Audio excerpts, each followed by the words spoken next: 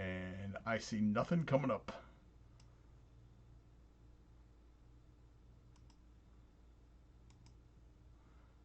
We are currently offline. Oh.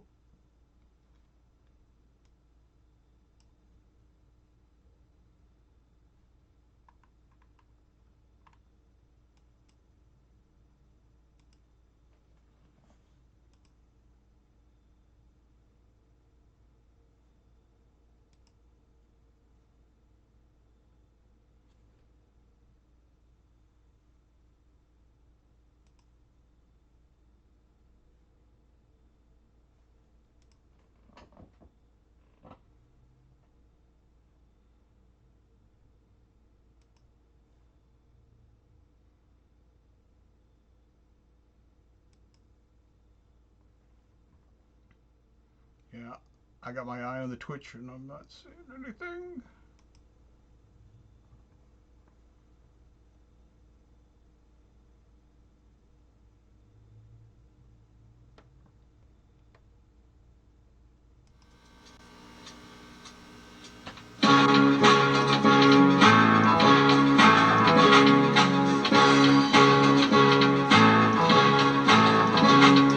The geeks come out at night. The geeks come out at night. The geeks come out at night. The geeks come out. The geeks come out at night.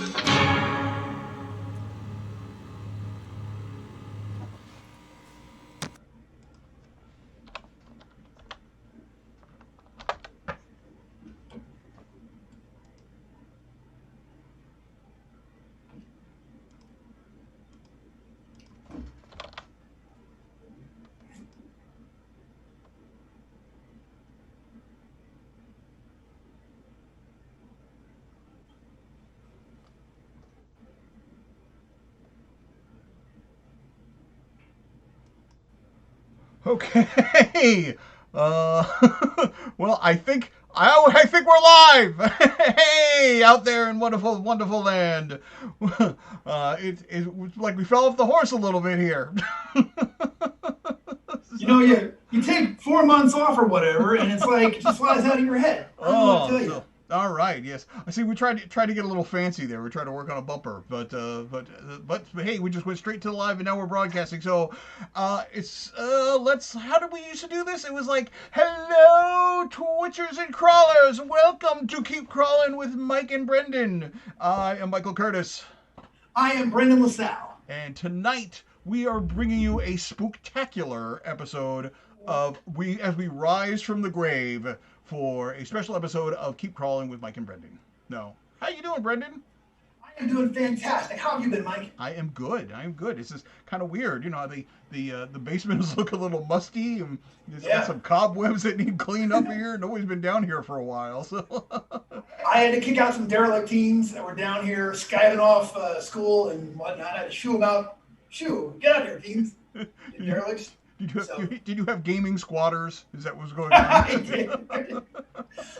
They were in here demanding I run some D6 Star Wars for them. So, long story short, we're midway through a 3-month campaign. It's been a good time. I don't know. I don't feel bad about it. Well, if you've got gaming squatters, the D6 Star Wars game is there could be a lot worse to be playing down there. Right. So. Right. Yeah. So. I could have got Pathfinder guys. We could still be fighting over the first rules for the first. You know what I'm saying? I'm working 2.5 actions. I'm working on my half specter wereflea gladiator template. That's.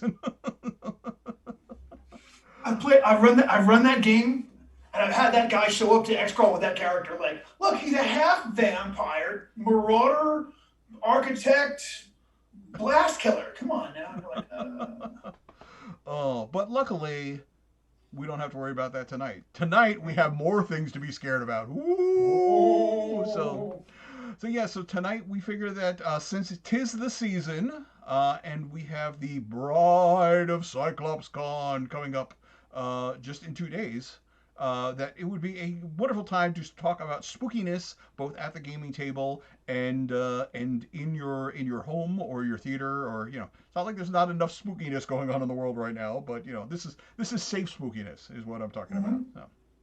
Relatively safe. yeah, so good. It's kind of weird to be back, but I see the chat room is filling up again. So It hell, I is. see a lot of the regular faces in there. Of course, we've got Jess in there, and I see Hector and Judge Christian and Tim White and Scott Grubbs. So What's it up? sounds What's like up, we're Scott? How you filling doing? we're What's filling up, up Tim? a lot of faces from the DCC War Crawl. Just showing up and hanging out here tonight. So that's good Nice. news. Good stuff. All right. Shady Icarus, good to see you. So, we would talk for a little while, and then didn't we do like a segment or something? Then didn't we segue We into do a segment. we should do a segment, yes. So we have a very special segment for you tonight too. So, this is as you know, we would do Treasure Type U, where we would allow gamers to show off one of their oddities or one of their cool things from their collection. And since this is a special, we didn't really have time to, I think the squatters took off with all your cool stuff. I think you're never Ah! restock. Right now, they're trying to pawn a copy of Calimbrea down there at the pawn shop. This thing's an original. It's still the plastic. So we didn't really have time to go out and request anything special. We decided that we would pull something from my personal collection, and this is really one of the oddballs of my collection. This is, I'm surprised. I kind of forgot that I had this, and since this is Halloween, this is like the perfect time for it. So. Some years ago, I was perusing a old copy of White Dwarf magazine. And in that copy of White Dwarf magazine, I found an ad in the back. And the ad for White Dwarf magazine looked a little something like this. It was an ad for Tally-Ho Games, and it was advertising 2 new releases from Avalon Hill.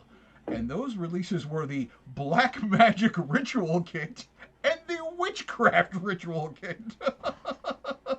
So kind of had a WTF moment there, because as most old school gamers know, Avalon Hill is more renowned for like their Panzer games and Gettysburg, rather than say dabbling with the occult.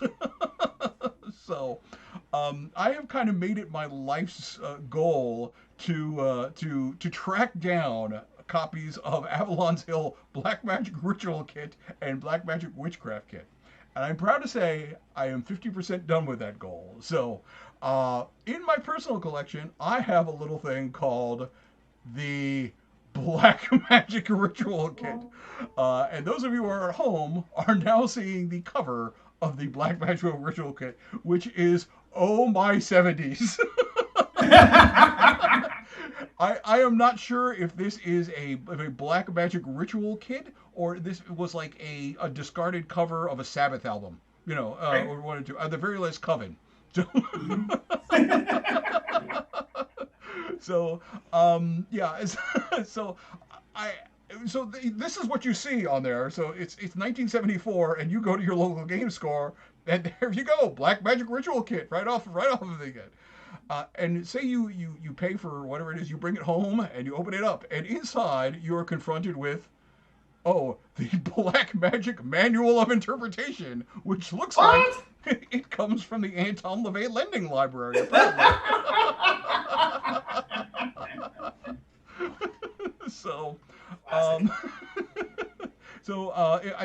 we haven't spoken with this Joe yet, but I think at some point I'm going to say, Joe, we have to do this for one of our module covers, but wait, there's more, because you could also want to take a look at the Black Magic Basic Ritual Procedures and Incantations booklet, which comes with the book. That's a thing of beauty right there. That is just so gorgeous. Oh my gosh. Oof. This entire show is made of 100% polyester at this point. And it wouldn't be an Avalon Hill release if there wasn't, of course, a game board to go along with it. So, or at least I think this is a game board, because it's either a game board or the most, yes, Jess, it is Black Magic for Dummies. It's pretty much is what we're looking at. So this is pretty much the strangest thing that I have in my game collection. if you're wondering, I don't know if it Good works. God. I have not tried to use the black magic the black magic ritual kit. So I can't say if it's worth the money that I put into it. But if you're planning on reviewing any of my ventures in the near future, I have a black magic ritual kit. So just think about that when you start, want to give me. Think real hard about that, Pookie. I'm looking at you. Yeah. Yeah, and actually, just for the record, I want everyone to know. I know I talk a good game here, but Joseph has already shot me down for Black Magic Classics. I thought it was going to be. I thought it was a natural. I thought this was going to be. Boy, he was not excited about that idea. Not excited. So, I don't know. Well, now you can show him the what we have. So. So that is pretty much the strangest thing that I have in my game collection. I'm still on the lookout for the witchcraft ritual magic kit.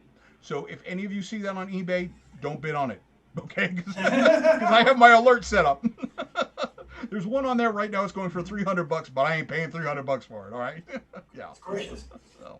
Yeah, well, I got a buddy of mine who is amazing at finding this stuff. So I'm officially going to put him on the trail. He is going to find you a copy at half price books for $11 with a magic corner. I'm telling you, done and done. Kevin, I'm gonna call you. I'm calling you later, Kevin. I'll call you. Oh, so I hope you enjoyed that a very special, very spooky, and somewhat questionable episode of Treasure Type U. So that's it. And if you're watching at home, by all means, do not make pacts with the black goat. We can't stress enough. No. Just don't. And Goodman game the proceeding does not reflect any opinions of Goodman Games or its employees. Well, some of his employees, Well, you know who I'm talking about. Right.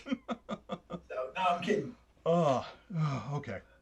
Well, so all right. So with Treasure Type U out of the way, I think it's time for us to get into our the meat of, well, at least 50% of the meat what we're going to talk about here. At least the bologna, at least the liverwurst of what we're going to talk about. Yeah, the top layer. The top. we're going 3 layers down in the 7-layer dip right now. That's what we're doing. Yeah. 7 layers of horror. Woo! Now I want nachos. That's all right. All right. Oh, so all right. So we are going to talk about this evening. We are going to talk about 2 things. We're going to talk about horror role-playing games, and then we're going to talk about some horror movies. So since we are theoretically professional game designers and game masters and stuff, we should probably start off with horror RPGs. So. Absolutely. So I'm going to ask a question, and I bet you already know the answer to it. So Brendan, yes. What would you say your favorite horror role-playing game is? Okay, if I had to pick one that's my absolute favorite, that from back in the day, yes, it is indeed Call of Cthulhu. I will say I will say that's the one that I have the fondest memories of. Mm-hmm. Call of Cthulhu, I'm one of those. I got to 6th edition and I said, and I'm done. I decided I didn't want to go any further than that, and I've kind of moved on. But I've had a lot of great games with Call of Cthulhu. I've had a lot of fun with it over the years. I've run a bunch of it. I wrote one adventure for the Goodman Games Call of Cthulhu line, and it's the only thing I've ever had that's actually won awards. So I'm always real pleased about that one. So yeah, if you get a chance, Dream of Japan with some great work from Brad McDevitt. I'm fond. So. Mm-hmm. Yeah, I think obviously Call of Cthulhu is my favorite as well. It is like the New York Times of horror role playing. It's the old gray lady. It's like if I was thinking about this today, it's like if it is not the first horror role playing game, it has to be the first successful horror role playing game. I'm not sure if somebody had done I'm not sure if there might have been some small like kitchen sink publisher who put out a game like in a pamphlet format and sold it out of the back of a trunk at Gen Con 11 or something. But there was Chill. I think Call of Cthulhu predates Chill. Did it? Yeah. I knew about Chill a lot earlier. Somebody got me Chill, and before I'd ever tried Call of Cthulhu. So in my mind, it came first, but that's very likely not correct. Yeah, I want to say Call of Cthulhu. I think it was '83 that it came out. It might even have been '81, but for some reason '83, '81. Jess is showing at '81. Okay, yeah, all right. So all right, and Chill was '84 according to Tim White. So I was pretty sure that did predate it, but. Yeah. But I mean, because that literally, Call of Cthulhu literally laid the groundwork for like everything that came afterward. I mean, that was the first game that introduced like the concept of like mental hit points, with the sanity rules. And I think almost every horror role playing game has used some sort of like some sort of variation of that, some sort of kind of downward death spiral that you get into, as the more and more that you confront the horrific. Yeah. So and the fact that it's still you can still go out and get, now the 7th edition of Call of Cthulhu, I mean, and still doing business. I know it does land office business over in Japan. I mean, I think from what I've heard, it is like the #1 role-playing game in Japan. So I've heard that as well. So smart idea picking the Age of Cthulhu game set in Japan, So Big in Japan, tonight, big in Japan. No, I'm kidding. They don't know who I am. No. So yeah, so I think again, I every time I run Call of Cthulhu, I'm like, why don't I run more Call of Cthulhu? Just because I have more fun doing it, and I realize I really enjoy doing the investigation type scenario. It's a very nice, a break from doing the dungeon crawl thing. Although I will admit to being kind of burnt out from the Cthulhu mythos proper. I mean, it's great and everything, but after how many years it's been, I feel like I think my biggest problem with it is that like if you scratch the surface, like it's always the Cthulhu mythos is always the problem behind it. And the fact that as Tim was pointing out, there is too much Call of Cthulhu out there in the pop culture. Like it used to be like if you knew Lovecraft, you were part of like a kind of eclectic group and you could be a little snobby about it. But now it's like everybody and their grandma literally knows about Call of the Cthulhu. So. Oh yeah. And it's one of those. I feel like it's one of those settings that over time we're all still very fond of the setting, even though we go back on the creator and go, "Whoa, that's not great," So that's part of it for me as well.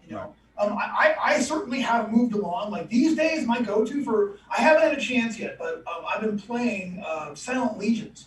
And that's the one I'm really excited about running a horror investigation style game using the Silent Legions.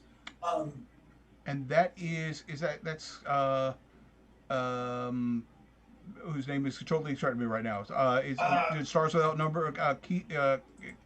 I can't think of it. Kevin Crawford, yes. Pulled it out before Judge Christian could jump in and remind me. So yes, that counts. I remembered. So I heard. I think I still have a copy of that somewhere. But yeah. So you haven't run anything with that yet, but are thinking about doing it? No. I haven't. I kind of have an idea. I got it, and I played a couple of times. And then reading over the rules, I had an idea. I made voluminous notes over one weekend, probably about last year, and then haven't gone back to it yet. So it's one of those. It is one of those game things that I want to, at some point I mean to do and touch. And actually, now that I've done horror in Dungeon Crawl Classics, I could see very easily adapting and using DCC for any kind of investigation thing that I want to do with just the slightest of adjustments. Mm-hmm. I really. But a lot of that would be drawing from the well,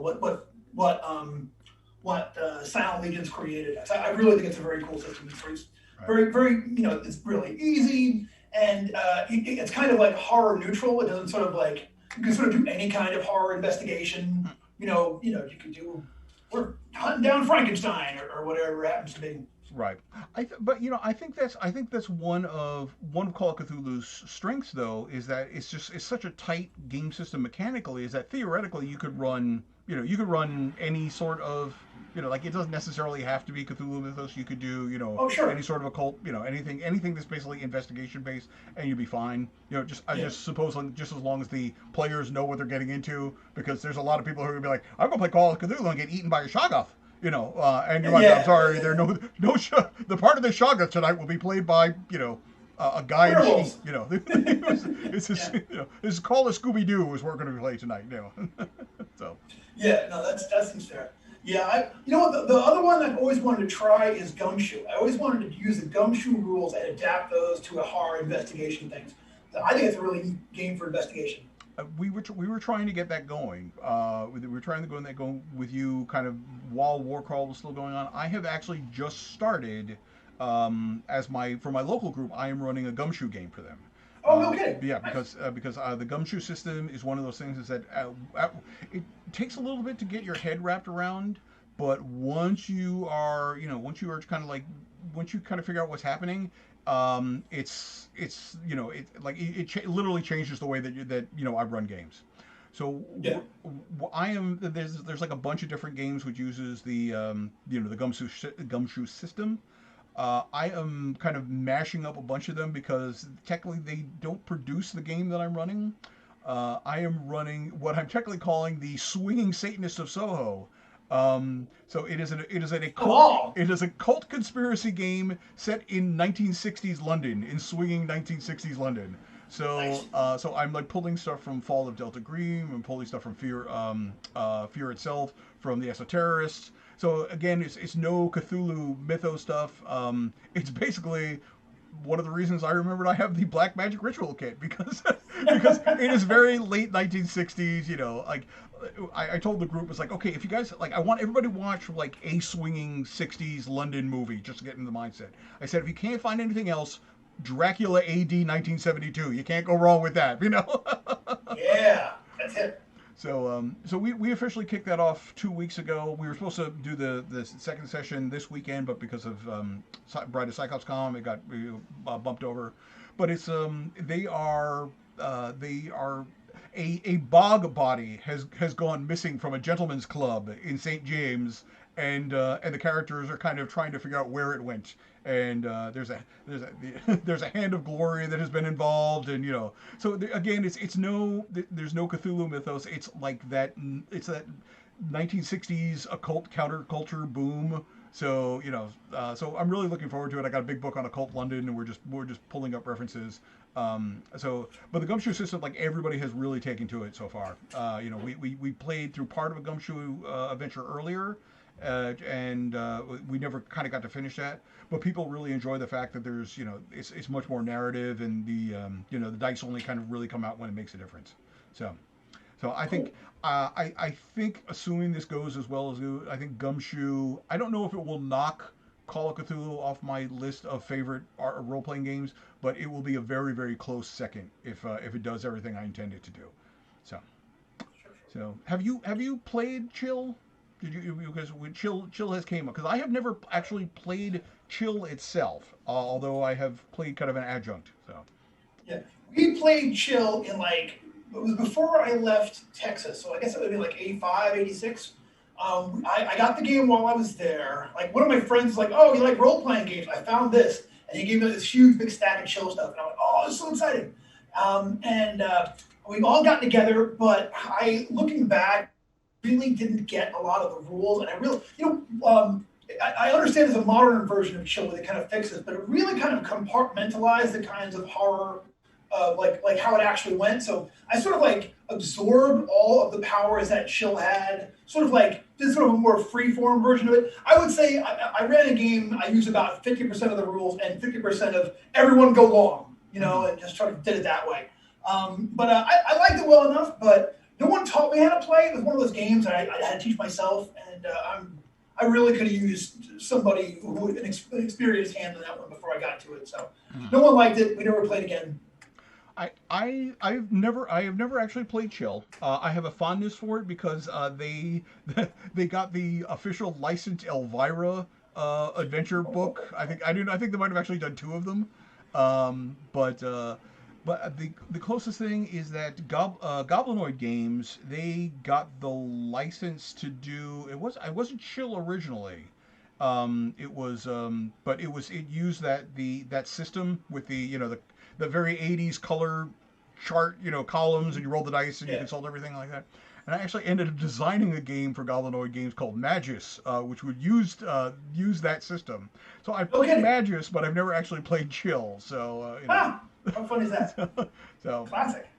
but because they also put out Rot World, which was their zombie zombie apocalypse game using the same system. And I think eventually they got the rights to use Chill. Tim Snyder would know. Tim, if you're out there, chime in.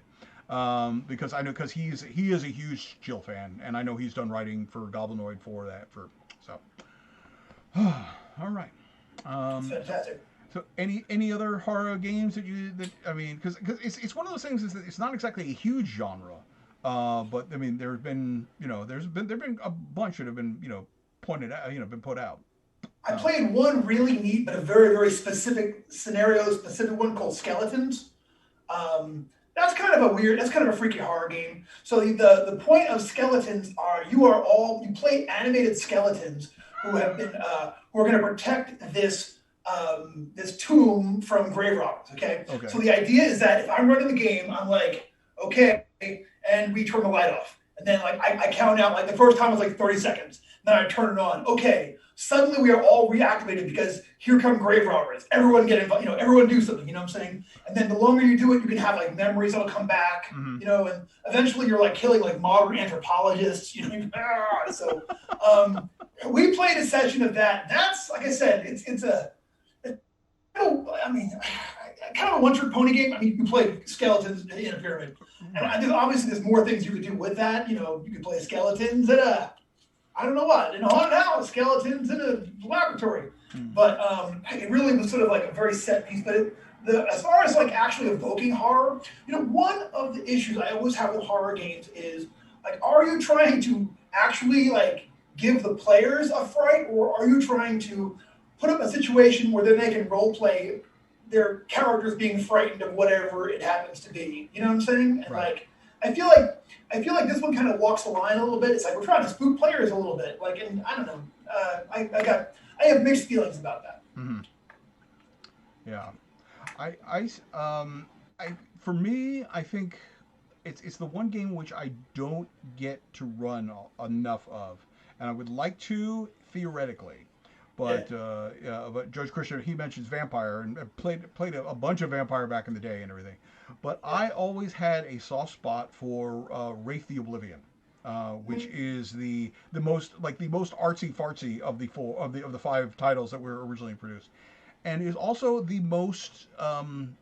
It really has the most disturbing version of it, because you don't get that level of disconnect that you get with any other title. Like, I'm a vampire, I'm a werewolf, or I can change reality, or I'm a dead guy. And you know what? Yeah. Long enough, I'm actually going to play that role. It's like that's the role that everybody gets to play eventually. So we've been thinking about trying to get that some of that together. And in fact, there was some talk about it. I promised Dave Beatty that I would run it ever since the 20th edition came out. But one of the things I realized is that Wraith, theoretically, Wraith is one of those games that when you're in your 20s, it's a lot easier, and when you're in your 40s and your 50s, the shine is off the dew is off the rose a little bit. So it doesn't seem so sexy playing dead guys anymore. It's like this is on the horizon, Yeah. So I never say never, though. I think I will do it at some point, but it has to be the right group, and it has to be like the right mindset. So sure.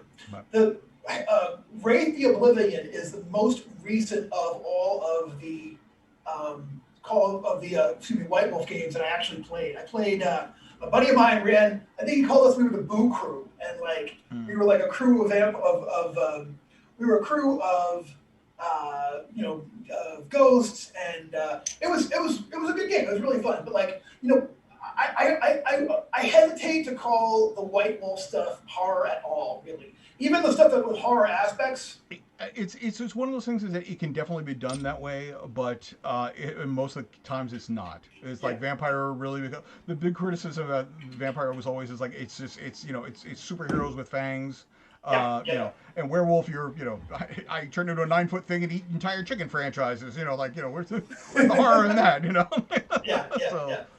But The new Ken Hite version of Vampire, I think, really addresses a lot of that. it does. And he's fantastic. It's a great edition of it. I own it, but I haven't played it.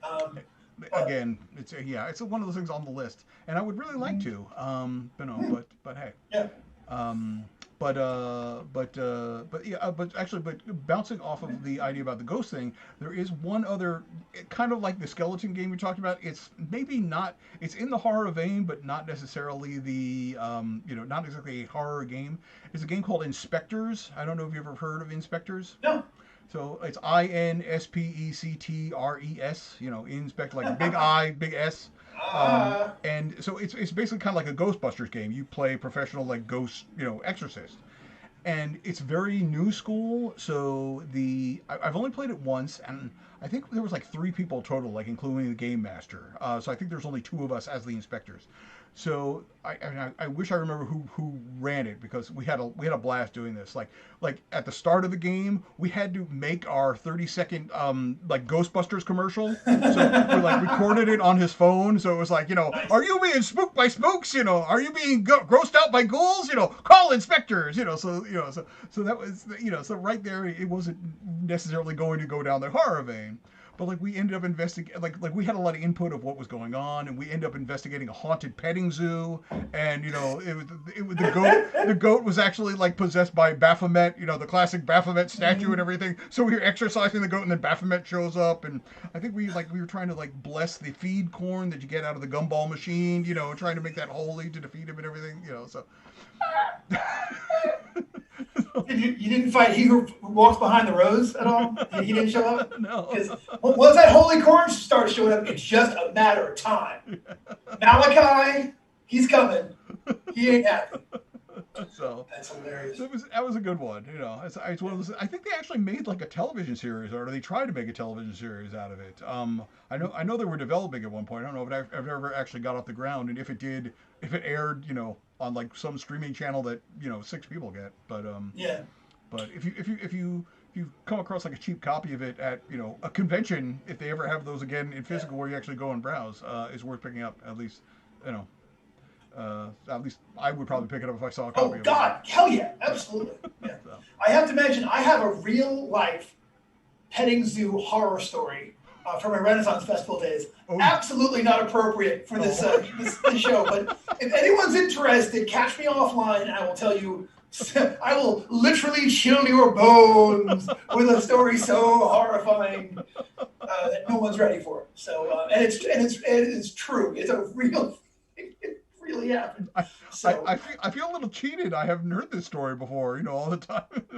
You know what? I realized until you said it, I blocked it out. But whenever someone says petting zoo, it suddenly comes back. It's like that happened. That was a thing. Ah! And then I block it out again and I go on with my life. But yeah, catch me after this show. So at some point, one of y'all. So the petting zoos are your macho grande. I will never be over macho. Never be over macho. It is one of the. I heard that story on the campfire, and it was like, I'm going to bed. I'm taking a flashlight, So anyway. Oh. Clay, I will tell that story. You got to catch me offline, but I promise I'll tell that story. But I'm not broadcasting that because there's still pending litigation. I bet you. I think there's still people who are, how they change names to protect the innocent. But that is just save it for your memoir. So, yeah. Oh yeah. You have to get a good memoir title first. Yeah, my memoir title would be "I'm Not That Interesting." Guy who wrote stuff. Well, I think you were there when I came up with mine, because I think it was at the first. Was it the first? Oh yeah. Yeah. It was, two lanyards, no badge. That's my current story. It's the name of my convention memoirs. I don't know if I probably be like Tales from a Footlong Subway Sandwich or something like that. I don't know, like something that really, what I mean, like threads through every, the bad coffee blues, my life at your conventions. I don't know. But then I'm going to run specifically like an entire expose of gaming conventions, and that one's just going to be called A Series of Unfortunate Hats. Because there's so many times at a convention like that's a really unfortunate hat. You chose to put that on this morning, sir. It's okay, but I digress. All right. So definitely. So Call of Cthulhu. We've got Chill. We've got Gumshoe. We've got Silent Legions. We've got some of the White Wolf stuff. So that's. I think that's a bevy of stuff. And since we are past the halfway mark, I think it's time to talk about what people are really here for. Because people are like, all right, what sort of weird movie are Mike and Brendan going to come up with tonight that I'm going to have to rush home and view? Or is going to be like, somebody's going to be like, oh my God, that movie actually does exist. It's not a fever dream I had, back in '93 when I drank all that NyQuil in college. That movie actually does exist.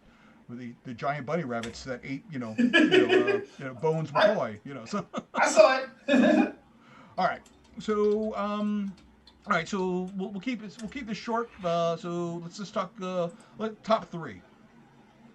All right, so top three. Yeah. All right. We've for those of you watching, we've done no preparation for this whatsoever. So there might be some overlap, but there might. And Marcus gets bonus point for correctly identifying Night of the Lepus as the giant bunny rabbit. Oh yeah. Well seen.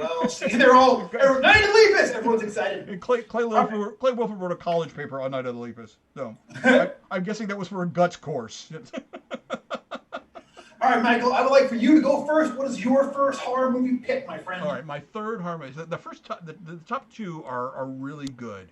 So like once you get out of the top two, like they start shivering around. So I'm going to have to say though, number three is going to be Near Dark. Yeah, Near Dark. hell Probably yeah. the best vampire movie ever done, where they never say the vampire word. And the entire and half the cast of Aliens appears in it. So you have Lance Henriksen, you got Jeanette Goldstein, and you've got of course the late and much missed Bill Paxton as Severin. So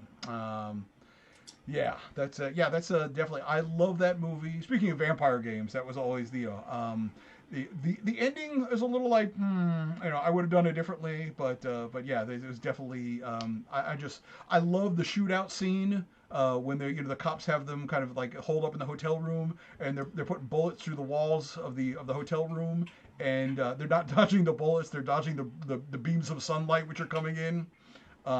Near Dark is an excellent one. It's like one of the first videos I bought on DVD once I got a DVD player. So I have, watched that with all the extras and everything. And this is, just, if you have not seen Near Dark, and it's,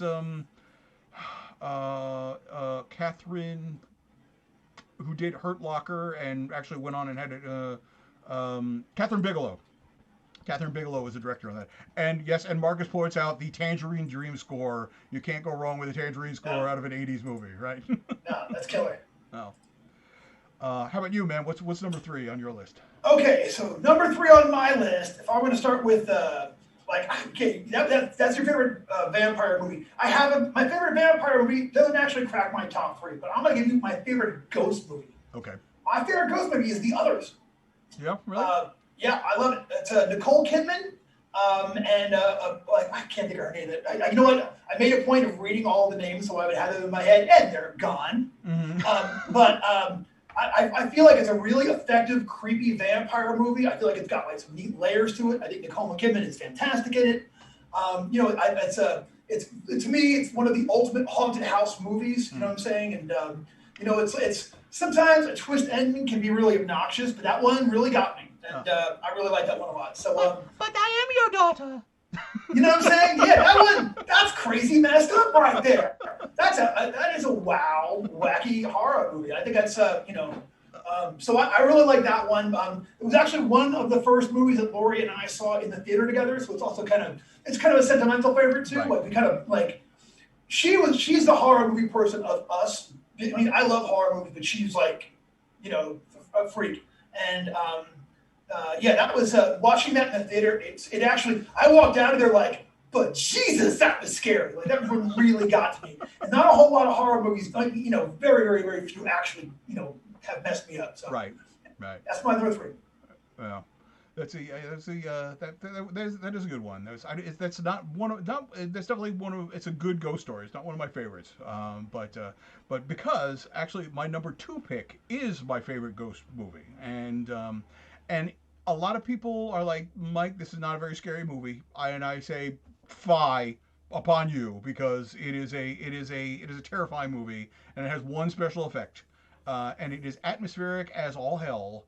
And that movie is a little movie called The Haunting, based on the fantastic novel by Shirley Jackson. Yeah. It is so it's like literally nothing happens in the movie, but it's so creepy. At one point, like because it's just an excellent use of sound and just the way they set things up, and the remake is terrible. So it should be avoided by all that. If you're watching The Haunting and it's not in black and white, you're watching the wrong version of it. I didn't mind they did the miniseries based on it on Netflix, which I did I not haven't seen mind. it. I kind of liked it. They did a different thing about it, but it does not replace the whole breathing door, or the fact like, oh my god, whose hand was she wearing? Whose hand was she holding? Yeah, I mean, it's not, it's like, it's very much a product of its time. It's had to be 60 whatever it was, very early 60s. And I could see that if you kind of grew up in like the hyperkinetic MTV editing style of movie making, you'd be like, oh my god, this movie is so boring, nothing happens, because it is slow, but that is called atmosphere, and it's creepy, and it's like it's like every horror movie, every haunted house movie after Shirley Jackson novel owes like such an incredible debt to it. Like Stephen King, he did like Rose Red, and he said, "Oh yeah, I totally ripped off Shirley Jackson because I wish I had written The Haunting." So yeah, I love The Haunting. That's That's a definitely great my one. number two. My favorite ghost movie. No. Absolutely. Although, Fantastic. although, although a couple ones haven't been. It's been a long time since I've seen Lady in White, but yes, Marcus Ghost Story. Assuming we are talking about the one which has the fantastic cast of all of Hollywood's like golden, like everybody who's very long in the tooth, like and who's again, who's completely missed. Oh yeah, all them oldies. Um, so terrifying that we actually the first time I was watching that back in like high school, there was like a bunch of guys, a bunch of girls watching it. We actually had to take a break to watching it because there were some people in the room who were getting a little bit too much. So we decided to go swimming in my friend Paige's swimming pool, and it's really, swimming is not something you want to do in the midst of Ghost Story. If you've never seen Ghost Story, there's a water element. um, but I'm sorry, I interrupted you because I don't know. we were going on your number two, right? Right? I'm ready to go on my number two, but I haven't started yet. My number two is a modern one, and like I love things that have that sort of mythos feel, but sort of like leave everything of like leave all the old stuff behind it and do something new with that whole existential horror thing. This is a fairly recent one, but one that absolutely knocked my socks off. And now it's like it instantly joined my every year horror movie club, which is a very big club. I don't mind telling you. It's The Void. Oh yeah.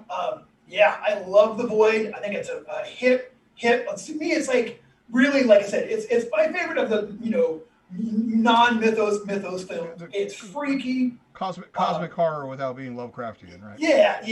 That's sort of where I want to see it go going forward. And it just it gets me, that final scene gets me. The opening does. It's just I won't say it's really like there are some freaky moments in it, but really, I just admire that movie very, very much. That movie takes me on a ride every time. I find myself putting myself in the like. I do the role playing gamer thing whenever I watch it. I'm like, all right, how would I do this differently? And if I was running it, how would I run it differently? This is my game. You know what I'm saying? Like, I think of it in both directions. But yeah, I think the Void is just a great cult movie. It's a great, existential creepy. And if you haven't seen it, I recommend it. Go out and check it out. No, I have seen it. It's it was one of those things. Is that I think it's like one of the few movies I first rented on like Amazon Prime. Like, oh, I can rent movies at home. Like, I can actually spend money, and And I'd heard about The Void. I guess it was like kickstarted. It was like this little Canadian Yeah. movie that could, and I just heard really good things about it. And yeah, it was very creepy. Definitely a good movie. If you want All right. if you want cosmic horror without like tentacles and the big sea man showing up. It's got a bit tentacle. Yeah, a little bit. All right. All right. Mike Curtis, I am ready to hear your number one horror movie pick, my friend. Number one, I am showing my age here, but this movie it's the only movie where once a year I will have a dream where the protagonist is chasing me. I love the entire franchise, which is kind of spawned off of it. But to this day, it's still. I mean, I watch it. Probably the horror movie I've seen the most, and that movie is Alien, the original Alien, the movie that started it all, the movie that introduced H.R. Giger's design, and you just said, "Wow, that thing literally is the most alien thing I can think of. This is not not some bug-eyed monster. In fact, it has no eyes, and that's what makes it so damn terrifying." I love Alien. Like I said, like about once a year, I have a good I am like crawling through an attic and there's an alien after me, and it's like and because I mean there's nothing to do. It's not like you can reason with the thing. The thing is just going to get you, and it's going to put its like secondary jaw through your head, or whatever. But I love the movies. I can even tolerate the fourth Alien Resurrection. I can deal with the Alien versus Predator. I've read a bunch of the comic books, but still Alien terrifies me. It's like the kind of thing that I'm always like ow, it burns, don't touch it, ow, but I must. It's so terrifying. Yeah. It's that's my number one. It's just so well done. And Harry Dean Stanton. So Yeah, he's the man. You know what I mean? And everybody at Yaphet Kotto is in that. Of course, Sigourney Weaver. Everybody in that. Tom Skerritt. Everybody in that is fantastic. Yep. I'm a huge fan, and I would say that Aliens is one of my all-time favorite action movies, and maybe my favorite action movie of all time. Definitely. Aliens is great. It's a totally different movie, but just Cameron did so much with that world, and built upon it, and kind of expanded it. The third movie, the most thing I'm disappointed about that is me and actually the guitarist in my old punk band. We were driving along in his car, and we heard that they're making a third movie to Aliens, and both he and I turned to each other and said simultaneously, "What are they going to call it? Aliens?" So I'm quite upset they went with Alien, cubed instead of Alien is. No, that would have been worth it. No. That would have got some butts and seats. I'm telling you, man. 10,000 units. Aliens is. Aliens is. Look, it's all That's aliens. I suppose. That's what I've seen. I suppose because they just went back to one alien. I guess that would have been Yeah. that would have been false advertising. Alien or something. I don't know. They leave off the N. Alien. Yeah. Alien. And then eventually you got Alf, and nobody wants to go there. Nobody wants to go there. Trivia question. Alf's real name. No idea. Gordon Shumpner. Shut up. Yes. Really? Yes.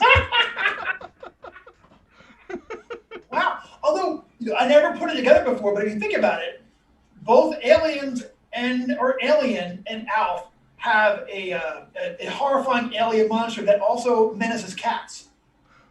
So maybe there's a tie in there that. I'm just gonna say, for the longest time, my favorite character in the Alien universe was the cat. Jones. because Jonesy technically survives all of the movies, or at least at least the first two. I picture him running up on other cats. He's like, "Yeah, I'm 115, and you have no idea the crap I've dealt with. You have no. I was in space. So. All right, so then, Mr. LaSalle, what is your number one? Okay, so as an analogy, right? I got a lot of my friends who were into 80s hardcore and metal and such, and I always want to say to them, "Man, that's great. Have you heard Iggy and the Stooges, though?" So for my friends who I love a good slasher, I love a good, chase them around movie, and whenever I hear someone talk about one that they're crazy about, I'm like, "That sounds great. Have you heard of the Texas Chainsaw Massacre?" Because I am familiar with the Texas Chainsaw Massacre. Yeah. Yeah, that's mine. I think that the Texas Chainsaw Massacre is the first time I saw that. I was like, how did they do that? How did they make that? How did no one stop them? Like, how do you know? That movie is really gross. It's really messed up. That'll make you know what I mean? Like, it's got uneven performances for sure. But I think that the set. I think that the house that they live in is one of the creepiest things ever done in cinema. I think actual Leatherface, I think he does an amazing performance, and I'm pretty sure he got like $20 and a keg of beer for it. You know what I'm saying? And like, but like that movie, absolutely, of course, the original Texas Chainsaw Massacre, Jessica. What am I? Like, you know what? Yes, absolutely the original one. And that's the thing too. To me, I feel like that franchise is absolutely cursed. Anything they try to do post Texas Chainsaw Massacre, it's like no movie stuff. I think I feel. See, I mean, I love Texas Chainsaw Massacre. It's a great movie. I question Tobe Hooper though. However, because you come off doing one of like the most disturbing horror movies of all time, and then you follow it up with Eaten Alive. Have you ever seen Eaten Alive? No. Okay, so Eaten Alive is about a demented like hotel owner who has a giant crocodile in his backyard, and just kind of attacks people who kind of violate his moral beliefs, and even a very young Robert Englund and a aging Carolyn Jones cannot save this movie. The movie literally, like they shot it entirely on a set. It looks like they borrowed like they borrowed Dario Argento's lighting crew, because like at one point everything is red outside. It's literally like, what the hell is the moon doing at this point?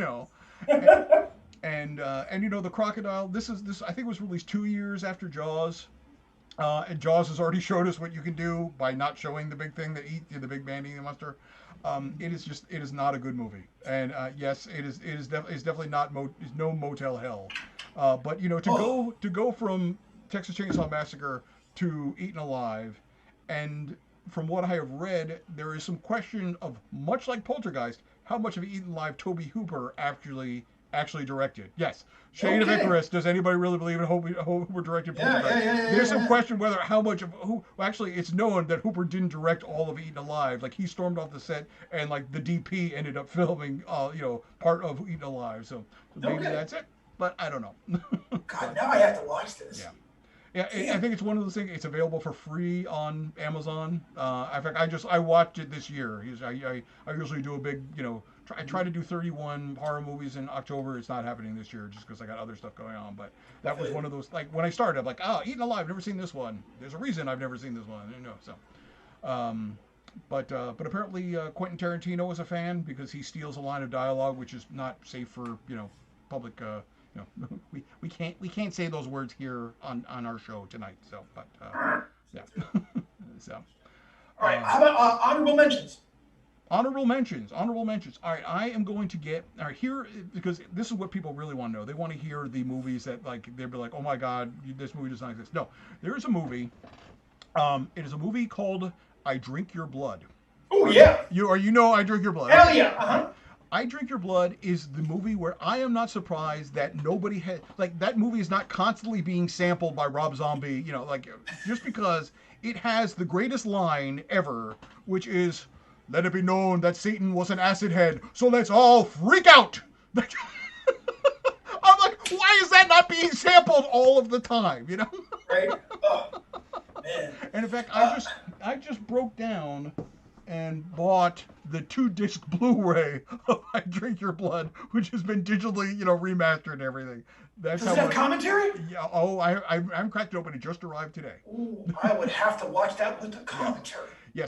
Yes, I Drink Your Blood is about a kind of a group of a group of like hippie, devil worshippers who, I don't remember if it's, they sexually assault or murder the young lady of the local taxidermist, who then gets like rabid blood and puts it in meat pies and feeds them, and like the entire town goes rabid. And yeah, it was filmed on like a budget of 6 cents, and not like the 6 cents. I mean, literally like a nickel and a penny.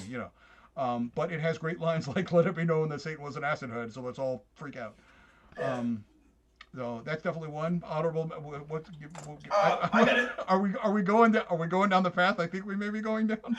Are we gonna do it? Okay, so Your call, if y'all man. know, if I'm fine with it. If y'all know me, y'all know that there's one very special horror movie that me and my family celebrate every year. It's about a group of creatures whose only real flaw is that they love too much to eat people they drag off the city streets of New York. Because I'm talking about Chud! China Ballistic Shoe Underground Dwellers. That is my favorite bad movie.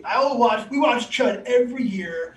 It's a thing. We do a special dinner. I get dressed up. That's not really. I barely. One time I did. But Chud makes me so happy. Like Chud night is like, oh, it's just it gets more and more elaborate. I feel like Chud is sometimes almost good and sometimes almost great, but never is it either of those things at any time.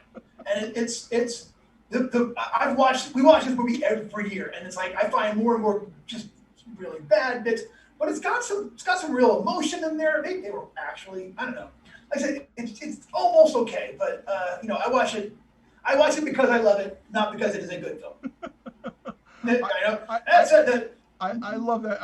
I've seen Chud 3 times. I saw Chud like in high school. I remember we had like kind of like a little slumber party and we watched Chud. I watched Chud in I watched Chud in college because I had a buddy of mine, my old writing partner, huge horror fan, and like I've not watched Chud in forever. And I watched it and I'm like, okay, all right. And then I didn't watch Chud for a very long time until I met you. And then I think last year I'm like, I should watch Chud, because it has been a long time. And it's a movie, all right. I love the fact that you can play that. Like who knew they would actually go on to like a successful movie career after Chud? Like one of the cops is John Goodman. Yeah. John Goodman is in this movie. Like isn't one of the detectives is like there's like one or two other names in there. Now of course they're all escaping me, but I'm pulling it up. But yeah, Chud. I mean, a lot of good people were in that one, and Daniel Stern. But maybe Daniel not, Stern, maybe not the yeah. most. But I think there was like one or two. There's like one or two. I want to say like oh, I don't know. I don't even remember at this point. It's harder to do these shows when we're actually busy and we're not all quarantined again. I know, right? Now here's as my good buddy Dan once pointed out to me, it's like, all right, so if they're cannibalistic humanoid underground dwellers, why are they eating people? Shouldn't they just be eating each other? Like, shouldn't we just be able to like let them have their little banquet downstairs? Hey, I know. It's one of the many things wrong with that movie. There's but it's so, it's a very special movie for me and such. So, but if you're watching modern ones, one more modern one I want to mention just because I want to get it out there. More people should watch this. It's The Alchemist Cookbook. We watched that last year. I'm gonna watch it again this year. I watched it and I was like, I'm not sure I got that, but it's one that I was excited about. And so check out The Alchemist Cookbook. And of course, I mean, I could go all night talking about horror movies, but that's one that I really wanted to put out there. That's a really neat, interesting, weird, nothing like it out there horror movie. So check it out. Right. Yeah. Oh, I mean, there's really not a lot of modern stuff which I've really been caught up. Although I try to. I'm so much stuff I just don't remember after I've like oh yeah, I saw Midsummer. I really enjoyed Midsummer. Oh. It's like Tim DeShane and I had a discussion. It's like, this isn't a horror movie. This is like, that's my retirement plan. Like, what's so horrific about this? Like if I make it a 72, that's fine. I'll jump off a cliff. I'm good. But of course, you can't enjoy Midsummer without, of course, paying your respects to The Wicker Man And and of course, then the unholy trilogy of folk horror, which is of course the Witchfinder General, Blood on Satan's Claw, and the Wicker Man. No, Wicker Man. which are all awesome movies. I finally, it took me forever to finally get the Blood on Satan's Claw, but now I have it and I can watch it anytime I want. No, I get that. I'll say other modern ones that were really good. If you haven't watched it yet, do your constitutional duty and go watch Get Out. That's a crazy good movie. It's unfortunately it's just a matter of so much of I mean I haven't seen that and I haven't seen Us. Both of them good. Hereditary I did see. That was definitely the thunk of the sound of something hitting a telephone pole will be with me forever because of Hereditary. I'm trying to really get this, but it's like I've seen, I know I've seen like a bunch of stuff, but it's like there's nothing left. There's nothing to hold on to anything. It comes in and goes out again. We saw one a couple of weeks ago, which was like the first post-COVID quarantine horror movie. I thought it was fantastic. It's called Host, and 90% of the movie takes place via a Zoom meeting. So it's like all of these friends get together and they are going to do a Zoom seance as like a way to have a good time. But basically, it's an excuse for them to sit around, drink wine, and catch up. We haven't seen each other, and that one was really good. I wouldn't say it's amazing, but it's really good. And like just it was so like au courant. You know what I mean? Like that was a really good one too. So if you get a chance, check that out. I really like that one. What else did we actually just before the show we watched a half of one called I think Transformations. Okay. Is that right? Transformer. We didn't finish it. Watch the first half of it, but it's like little kid. Maybe he's a vampire. Maybe he's just a weirdo trying to kill people in the projects and drink their blood. We don't know. Okay. So that one, Transmutations. Yeah, maybe that's it. Clay, thanks. But yeah, that's a messed up one too. Again, we're only halfway through it, so I can't say yay or nay. But it's modern. Yeah, I mean, because you never know how it can most of the horror movies like, oh, this is great, and then the last 10 minutes like, wow, what the hell they do that? I know, right? Like every Scooby-Doo episode. No. All right. Well, I think we're coming up to about the top of the hour that we have been together here. You know what? I think we should mention the fact is that I believe tonight's very special episode is of course sponsored by Bride of Cyclops Con. So thank you for having a convention to get Brendan and I out of hiatus and come out and get to do this. So if anybody is watching and is not already planning on attending Bride of Cyclops Con, I believe you can still get a badge and there's still games available. Still games, still badges. And there will be various social hours. I'm sure you and I will be popping heads in at random ones. And there are lots of seminars. And, I think you can turn into, I believe, Twitch at 11 a.m. Eastern Time, 8 a.m. Pacific Time on Friday. If you turn into the official Goodman Games Twitch channel where you're watching us tonight, you can watch the opening ceremonies where we have a very special guest. A Cyclops will be coming on here, and then of course the closing ceremonies will be all of us very very tired and handing out raffle tickets. So it will be awesome. So there's freebie stuff going on even if you can't get a ticket. Check out the Twitch channel during the course of the weekend. Check out your local schedules and yeah. And until then, I guess we should just keep crawling, right? Keep crawling back to a well-deserved rest until you people least expect us again. Then we will return. So, all right. Yes, but thank you so much for tuning in and for jumping in and being on the chat room and being a part of the Keep On Crawling family. All of y'all definitely keep on crawling. Yep. All our love. Thank you so much, everybody. We do it for you guys. So, good night, everybody, and we'll check you soon. Let me just remember how to get there. Oh yeah, we go back to the intro. Is what we're going to do. So, all right, there we go. Good night.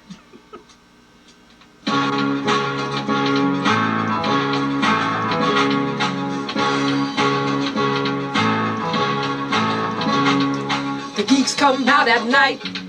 The geeks come out at night. The geeks come out at night. The geeks come out. The geeks come out at night.